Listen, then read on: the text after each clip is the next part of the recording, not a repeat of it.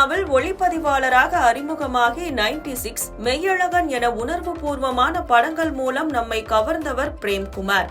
அடுத்ததாக 96 படத்தின் 2ஆம் பாகம் இயக்குவார் என்ற பேச்சுக்கள் எழுந்தன.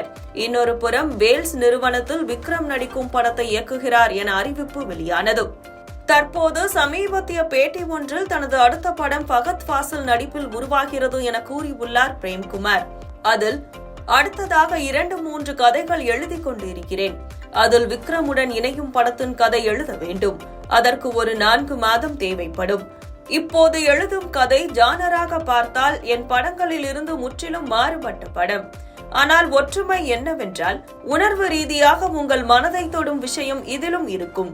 இப்போது எழுதி கொண்டிருக்கும் த்ரில்லர் மனதில் வந்து 4 ஆண்டுகள் ஆகிவிட்டது. இது ஒரு த்ரில்லர், சண்டைகள் எல்லாம் இருக்கிறது என்பதால் இதை கொஞ்சம் தாமதமாக பண்ணிக் கொள்ளலாம். இப்போதைக்கு மென்மையான படங்கள் எடுப்பவன் என்ற இமேஜ் எனக்கு இருக்கிறது.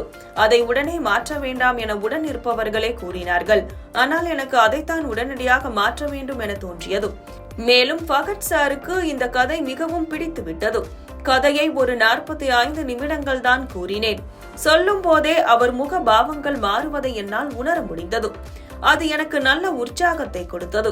இது நேரடி தமிழ் படமாக உருவாகிறது. இதன் படப்பிடிப்புகள் ஜனவரியில் துவங்கும் என கூறியுள்ளார்.